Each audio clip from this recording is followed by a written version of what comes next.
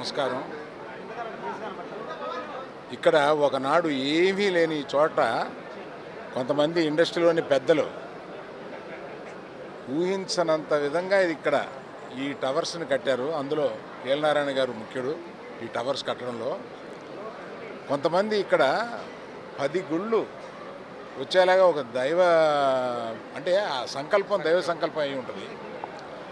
ఇవాళ ఇలా కనపడుతున్న ఈ 10 గుళ్ళు ఈ చుట్టుపక్కల ఏ ప్రాంతాల్లోనూ ఇటువంటి ఒక వాళ్ళు వచ్చి కష్టాలు భక్తి చూపించే ఒక ప్రాంతం ఇప్పుడు కాదు, మీరు ఇంకొక 5 ఏళ్ళ తర్వాత చూడండి, ఇంత పెద్ద దైవ సన్నిధి మనకి ఎక్కడ ఉండదు.